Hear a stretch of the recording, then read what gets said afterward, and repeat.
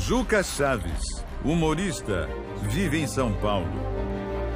Alisson da Silva, policial militar, pernambucano. Daniel Azulay, desenhista, carioca. Lourdes Ramalho, aposentada, mora na Paraíba. O que une brasileiros de norte a sul do país? Qual a ligação que estaria por trás de rostos e costumes tão diferentes? Estas pessoas compartilham um segredo que os livros de história não contam. Prepare-se para descobrir uma herança de 500 anos escondida no coração dos brasileiros.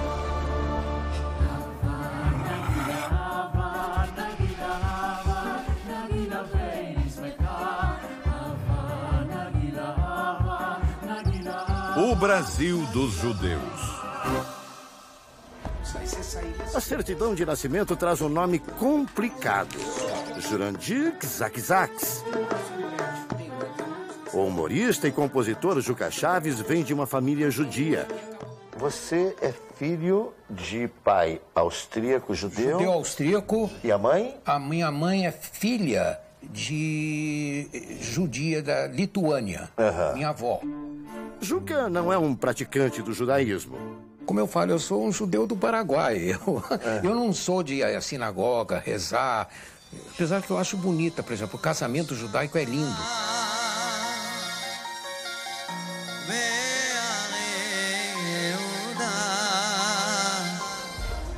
Mas carrega duas heranças dos judeus. Os traços...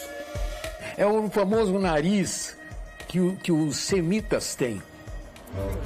E a capacidade de rir de si mesmo. Um humor tipicamente judaico.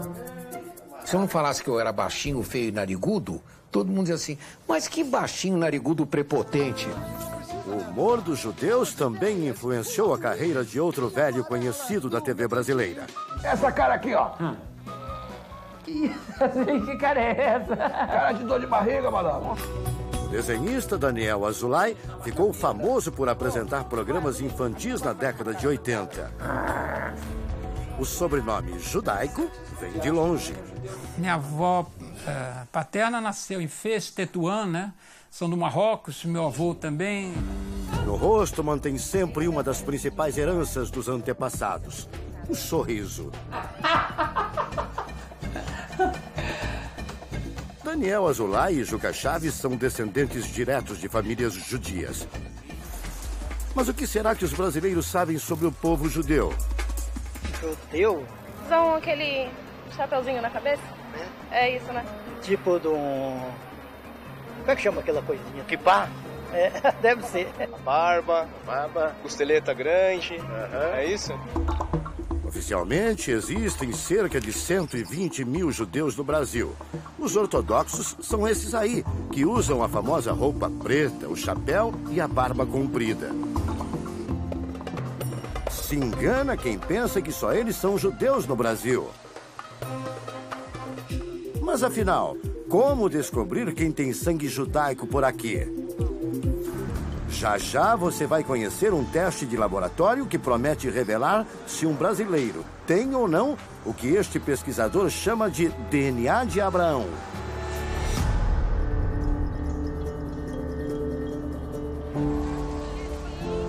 Descendentes de judeus são mais comuns no nosso país do que a gente imagina. Como mostra de Recife o repórter Jairo Bastos.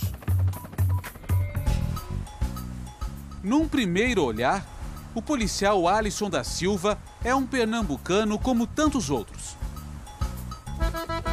Trabalha nas ruas para garantir a segurança dos moradores do Recife. Mas quando chega em casa, Alisson se transforma. Shema Israel, Adonai Eloheinu. Nem sempre foi assim. Eu comecei a ler um jornal e descobri a questão de sobrenomes e o fato do período inquisitorial no Brasil, em Portugal e Espanha. A pesquisa entrou fundo no passado da família Silva. E quem diria? Alisson descobriu que o sobrenome mais popular do Brasil tem uma forte ligação com os judeus portugueses. Está na relação também de família judaica que ficou conhecida como Cristão Novo, que se esconderam e praticaram o cristianismo aberto, né? Mas dentro de casa ele conservava o seu judaísmo. Ele percorre a pé o caminho que leva à sinagoga na periferia do Recife. Um a um, chegam outros descendentes de cristãos novos. Muitos praticavam os costumes judaicos desde a infância sem saber. Chegava na sexta-noite, minha avó, minha bisavó, ela colocava um lenço na cabeça, acendia umas velas. Eu perguntava para ela por que ela fazia aquilo, ela não sabia dizer, era para chamar os santos. A refeição é um momento especial. O pão judeu, trançado em 3 tiras, está lado a lado dos pratos nordestinos, como a farofa de jerimum e o purê de macaxeira. Juntos, brasileiros que se descobriram judeus recentemente celebram suas origens. Alisson confirmou que era mesmo um judeu da Silva e não teve dúvidas, abraçou a origem. Mas não deixa de lado suas raízes nordestinas. Escute só este cântico. Adon Olam Shemala Beteren Koyet Sinivra. Essa melodia te lembra alguma música?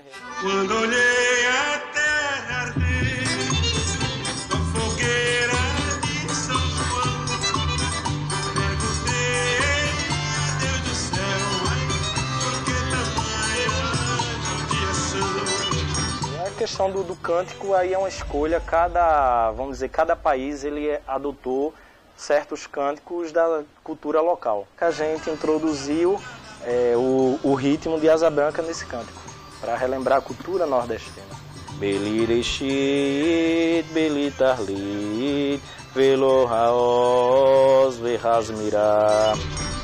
Muita gente não sabe, mas histórias como a de Alisson são bastante comuns no Brasil. Para entender, é preciso voltar ao século XV, época em que os espanhóis descobriram a América e os portugueses chegaram ao Brasil. Uma história surpreendente que a gente não encontra em livros da escola. A história do Brasil está cheia de mitos que tem que demolir. Está cheia de erros que tem que ser corrigidos. E cheia de lacunas que tem que ser preenchidas.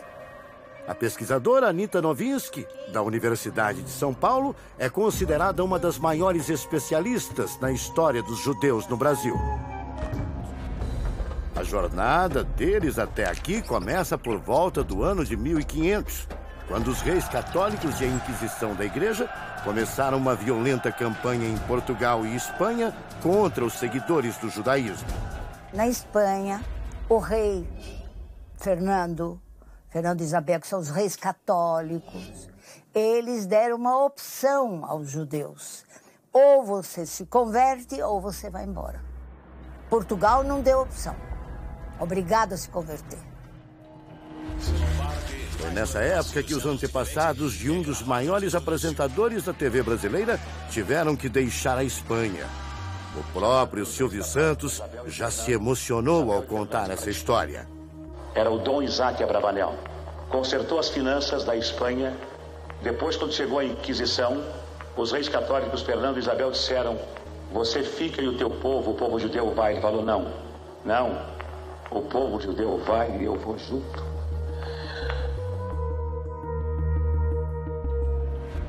Quem insistisse em praticar o judaísmo poderia terminar na fogueira da Inquisição Católica. Por isso, muitos judeus fugiram da Europa para um lugar distante, o recém-descoberto Brasil. O Brasil só mandava mesmo, era castigo, né?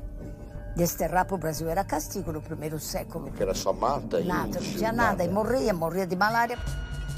O número de imigrantes judeus era muito maior do que os livros de história mostram. Documentos apontam que 3 em cada 4 habitantes do Brasil colônia eram os chamados cristãos novos. Isso mesmo, 3 em cada 4. Judeus que fingiam ser católicos nas ruas, mas que mantinham os costumes judaicos dentro de casa. Tem um viajante francês que veio para cá. Quando ele voltou para lá, ele disse: 3/4 da população no Brasil é cristã nova. Isso eu tenho documentado. Segundo a pesquisadora, nomes importantes da nossa história tinham sangue judeu. Eram os casos do padre José de Anchieta, um dos fundadores da cidade de São Paulo, e de muitos bandeirantes que exploraram o interior do país, como Borba Gato, Fernão Dias e Raposo Tavares. O Raposo Tavares era judeu? Judeu. E eu tenho provas. Os judeus, ou melhor, os cristãos novos, se espalharam pelo território brasileiro.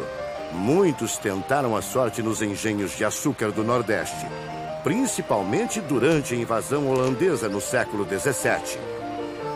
O lugar que teve mais judaísmo no Brasil, mais que a gente tem no documento, porque a gente não sabe o que aconteceu aqui, que não está escrito, né? É Paraíba. E é lá, na Paraíba, onde vive Dona Lourdes Ramalho, de 90 anos. O pai de Dona Lourdes era comerciante no Rio Grande do Norte e foi obrigado a se mudar com os filhos para fugir da perseguição. Ficou 1 ano longe da terra natal. Quando voltou... Não tinha mais gado, não tinha mais terra, não tinha mais nada. O que é que tinha acontecido? A igreja tinha tomado. Assim como os parentes de Dona Lourdes, milhares de brasileiros foram atormentados pela Inquisição durante quase 300 anos. É o que mostra de Lisboa o correspondente Theo Taveira. Uma lista que parece infinita. Centenas de livros, milhares de nomes, com destinos parecidos. O Arquivo Nacional da Torre do Tombo é uma das construções mais protegidas de Portugal. O prédio é preparado para resistir a incêndios, terremotos e até ataques nucleares. É que lá dentro estão guardados documentos valiosos sobre a Inquisição Portuguesa e nós tivemos autorização para entrar. O que você vai ver agora são provas históricas de um dos maiores massacres da humanidade. Quem nos acompanha nesta busca é a pesquisadora Maria Eloy. Lá dentro nos deparamos com verdadeiras relíquias. Este decreto é considerado o mais raro do arquivo. Ele foi assinado pelo Papa Paulo III em 1536 e iniciava oficialmente a perseguição a qualquer pessoa que não seguisse o catolicismo. Além dele, mais de 40 mil documentos comprovam o terror enfrentado pelos judeus durante quase 300 anos. As páginas são tão antigas que precisamos usar luvas para não danificá-las. E logo surgem as primeiras vítimas, nomes que soam familiares aos ouvidos brasileiros. O pai se chama Manuel Rodrigues e a mãe Grácia Fernandes. A lista dos judeus executados é enorme e inclui outros sobrenomes muito comuns no Brasil. São os casos de Fonseca, Correia, Mendes, Cardoso, Pereira, Silva e Lopes. Declaram a ré Maria Lopes por convencida no crime de heresia, em sentença de excomunhão maior e em confiscação de todos os seus bens para o Fisco e Câmara Real. Um trecho da sentença chama a atenção da pesquisadora. O inquisidor pede à justiça que a condenada não seja morta na fogueira. Isto é o máximo da hipocrisia, porque o ato de entregar a ré à justiça é para isso mesmo. Para que ela morra. Para que ela morra. A pena dos judeus era anunciada em outro ponto da capital portuguesa, a Igreja de São Domingos. A igreja, hoje ponto turístico no centro de Lisboa, era um dos locais onde milhares de judeus condenados na Inquisição Portuguesa ouviam as sentenças antes de serem mandados para a morte. Depois partiam para uma caminhada fúnebre de cerca de 1 quilômetro pelas ruas da cidade. As últimas palavras que os condenados ouviam eram as ofensas de quem acompanhava a cerimônia. procissão terminava aqui na Praça do Comércio. No lugar daquele monumento era montada uma grande fogueira, onde, um a um, os judeus eram queimados vivos. Os utensílios utilizados pela Inquisição, os processos, tudo, aquilo é uma aberração. E não era apenas a morte que aterrorizava os judeus brasileiros. Outras marcas dolorosas da Inquisição estão expostas em Belo Horizonte, como mostra o repórter Luiz Gustavo. Criado há 3 anos em Belo Horizonte, o Museu da Inquisição mostra o que acontecia com brasileiros que insistiam em preservar os costumes do judaísmo. Ele punha um braço aqui e ficava suspenso, e nos pés iam colocando pesos. O braço ia levantando. Até desmembrar os membros superiores e até mesmo a coluna cervical ou a coluna lombar. Outro instrumento de tortura era a chamada guilhotina dos pés. A pessoa sentava numa cama, numa cadeira, punha os pés aqui, os pés eram travados, se passava torcinho ou manteiga como combustível para aumentar a dor e se jogava fogo. Bastava uma denúncia, mesmo sem provas, para que se abrisse um processo contra um judeu. E apesar da confissão sob tortura, muitos não escapavam da fogueira da Inquisição. Ele poderia receber a pena máxima capital, que era a morte, a execução nas fogueiras, mas a tortura existia em todos os casos. Para o fundador do museu, revelar essa história oculta de milhares de brasileiros é o pagamento de uma dívida com seus antepassados. Uma maneira que a gente tem de recompensar isso, talvez seja trazer ao momento presente essa justiça, uma justiça histórica. Há 5 anos, o médico Alexandre também busca um reencontro com suas origens e encontrou outras pistas nas próprias lembranças. Sangrar o animal antes de comer, lavar, dar banho no defunto antes de enterrá-lo. Existem vários costumes que são judaicos e na nossa infância eu pelo menos me lembro de bastante coisa. Mas afinal, como uma pessoa pode ter certeza de que é descendente de judeus? Os historiadores Paulo Valadares e Guilherme Feigenboim já ouviram bastante essa pergunta. Para nossa surpresa, a maioria das pessoas que nos procuravam não eram judeus, eram brasileiros, cristãos. De tanto estudar o assunto, eles decidiram escrever um livro. O Dicionário Sefaradi contém mais de 16.000 sobrenomes de cristãos novos. A lista inclui os nomes de alguns brasileiros famosos. Chico Buarque, Alfredo Valença, o Renato Aragão, a Marisa Monte, né? Tem um monte, mas nem sei se eles próprios têm consciência dessa origem deles. Além do sobrenome, é preciso fazer uma pesquisa genealógica, ou seja, descobrir nomes de familiares que viveram na época do Brasil colônia e que passaram pela Inquisição.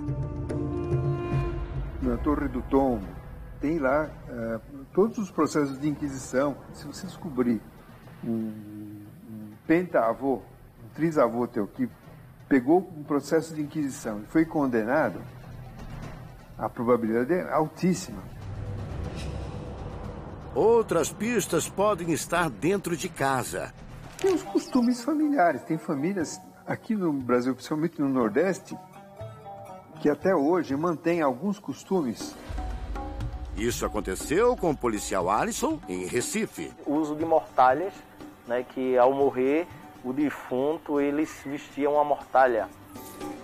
E com o médico Alexandre em Belo Horizonte. Passar a mão na cabeça da criança, falar Deus te crie. Existem vários costumes que são judaicos. Aqui vão outros exemplos. Usar expressões como ficar a ver navios, uma referência aos judeus batizados à força no porto de Lisboa. Vestir a carapuça, que remete ao traje que era usado pelos cristãos novos nos julgamentos da Inquisição. Não apontar para estrelas, com medo de ter verrugas. Um mito criado para evitar que crianças procurassem a estrela que anunciava o Shabat, o sábado sagrado do judaísmo. completar aquela faxina em casa às sextas-feiras, assim como os judeus sempre fazem no último dia antes do Shabat. Há ainda uma outra forma para pesquisar as origens judaicas, que pesquisadores acreditam ser a prova definitiva. O avanço das pesquisas genéticas auxilia quem está em busca das suas origens. Um exame de DNA feito a partir da saliva ou da mucosa pode dizer se uma pessoa tem sangue judeu ou não. E o pesquisador Roberto Grobman, ele garante que o fim dessa dúvida está em kits como esse aqui. Através do DNA, é possível saber se a pessoa tem origem judaica ou não? Sem dúvida, é possível sim. Nós podemos fazer tanto pelo lado materno como pelo lado paterno. O teste, recém-chegado ao Brasil, pode ser realizado em qualquer pessoa. Tiramos a mucosa, isso não dói nada, realmente é só raspado dentro da boca, uma vez de cada lado. Depois inserimos em cada um desses tubos e enviamos para os Estados Unidos. Segundo o pesquisador, é possível regredir até 111 gerações para determinar as origens do investigado. O senhor, por exemplo, o senhor fez o seu teste. Sim. Como é que foi o resultado? Eu já sabia que eu tinha sangue de judeu europeu, que nós chamamos de Ashkenazi. E o resultado, para mim, foi bastante interessante, que mostrou realmente o meu sangue Ashkenazi em 91%, misturado também com outros povos europeus. O resultado vem pelo computador em cerca de 40 dias. Para Roberto Grobman, o exame revela muito mais do que uma simples curiosidade. Por que é importante a gente saber a nossa origem? Os judeus se espalharam pelo mundo. Hoje tem um grande número de brasileiros que descendem desses judeus e que não sabem disso. Tem um número grande de brasileiros, de portugueses, que pertencem àquela origem de Abraão, possuem o DNA de Abraão e precisam saber de onde é que vieram. Assim como o pesquisador Grobman, o historiador Paulo Valadares, um dos escritores do dicionário Sefaradi, também teve uma surpresa durante os seus estudos. Descobriu que ele é descendente de judeus. Teve algum parente do senhor que foi queimado na fogueira da Inquisição? Tenho, sim. Eu tenho um parente colateral chamado Alonso Valadares de Anglo. Ele foi preso em Granada e lá ele foi queimado vivo. Paulo precisa conter as lágrimas ao ler um poema em espanhol sobre a perseguição aos judeus. E não soubesse que um ermitano em ocasiões de la imperfeição. O senhor, um estudioso, um historiador, lê um poema e se emociona. O senhor quase chorou agora. Sim. É tocante assim? Para mim porque isso é da pele. Essa pele que eu tenho hoje eu devo a eles. O que eu penso hoje, tudo, é desse pessoal.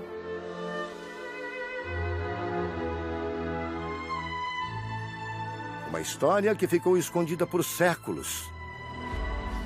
Um humorista em São Paulo, um policial em Pernambuco, um desenhista carioca, uma aposentada na Paraíba, 4 estados do Brasil, 4 rostos bem diferentes. Que assim como milhões de Silvas, Rodrigues, Lopes e tantos outros carregam no sangue o Brasil dos judeus.